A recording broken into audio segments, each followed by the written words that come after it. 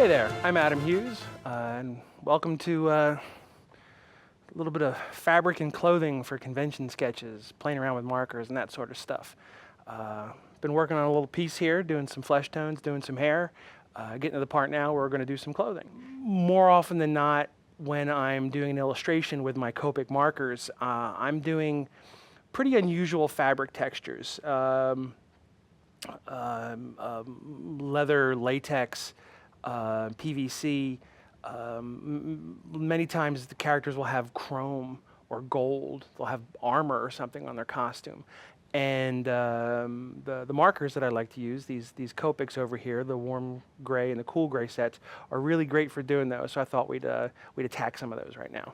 Let's do some black latex. A lot of characters wear like black. The great thing about doing those super duper dark like black leather, black latex, is you can describe it with very few values. Usually I can do it in 3, 4 if you're feeling like, hey, it's a party, but 3 tops. 2, you can get away with 2. But all right, let's go in here and let's give her a little bit of a leathery, latexy black costume.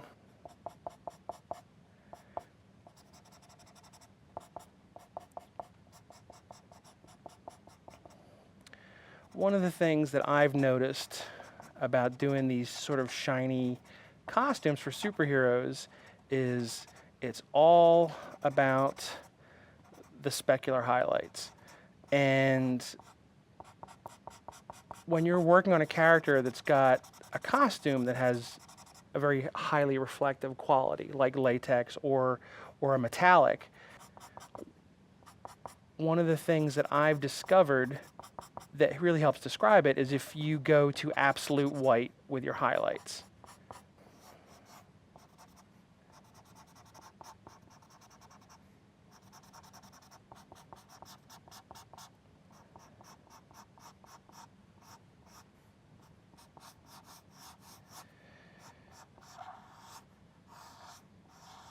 But one of the things I've discovered by doing a lot of characters that wear these sort of highly reflective costumes is that light is light, and it pretty much reflects off of everything the same way, and it's just depending on how smooth and polished the surface is how easily we can see what environment that object is in, and also what light sources are illuminating it. And whether it's flesh tones or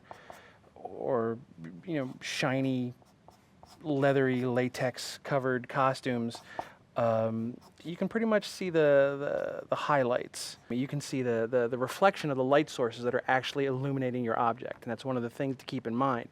It also helps tell you where to put your highlights. You don't have to sit there and go, oh, hey, wait a minute, Adam, how do I do this? You go, well, there's a light here, and then there's a sky. That you sit there and go, okay, everything will have that reflected in it. And that really helps you sort of make your decisions. You're going, okay, well, I already know what the environment is around this character. One of the things I've discovered that really, really helps sell this is if you make sure that the value range on your metallic costume or your latex costume, make sure that the value range is the greatest on the costume as opposed to, say, the flesh tones or the hair. If everything has the exact same value range, meaning you go from black through all the grays to white, or whatever your range is, if they're all the same, your character's going to look like they were dipped in Crisco or something. They're all going to be equally shiny. There will be no difference in textures. I've discovered if you keep the flesh tones within a certain range, and if that range is, say, from here to here on a grayscale, and then you use this range for your metallics or your shiny costume bits, it helps sell it a little bit better. All right, so what did I say? 3 values? All right, so that was our medium value. We're going to go to our special black again. Copic has a range of values for their grayscale markers, and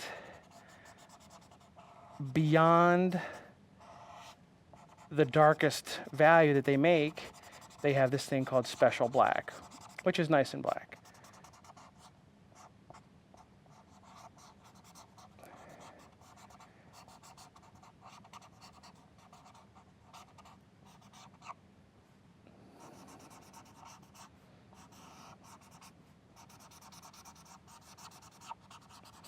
Now what I'm doing on this character is giving her just sort of a shiny latex covered bodice or corset, whatever you want to call it.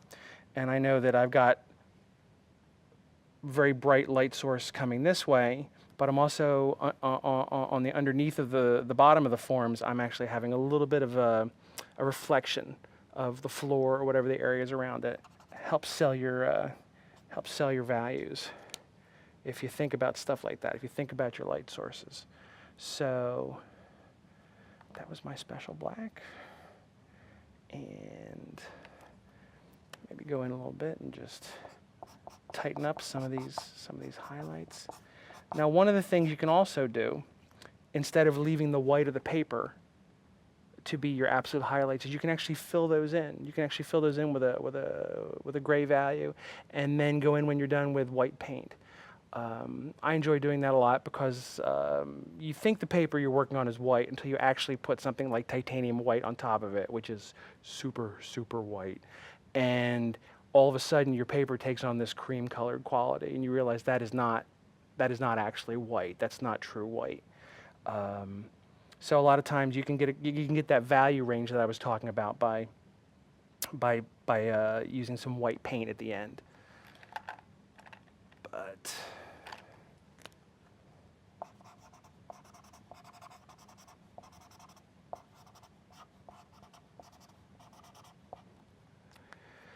all right, she's got sort of a shiny black bodice. I think I'll give her some chrome armbands. Now, basically the same theories are involved here. The highly reflective material, you're seeing a mirror image of the room or the world that this character is involved in. It's just a mirror image that has been either wrapped around a torso or is a cylinder wrapped around her wrist. So let's see here.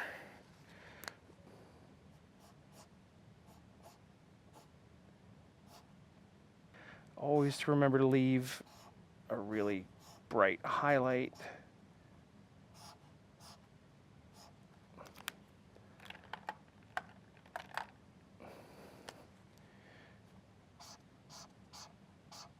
It's always great if there's something really dark in the room to reflect.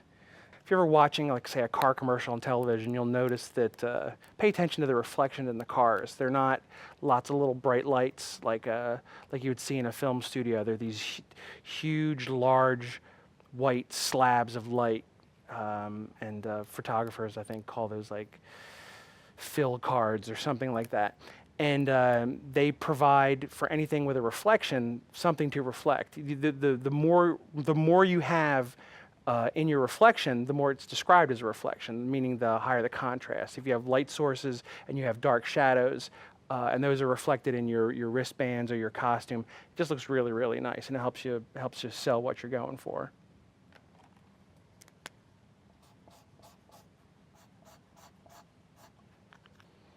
All right, and then just a little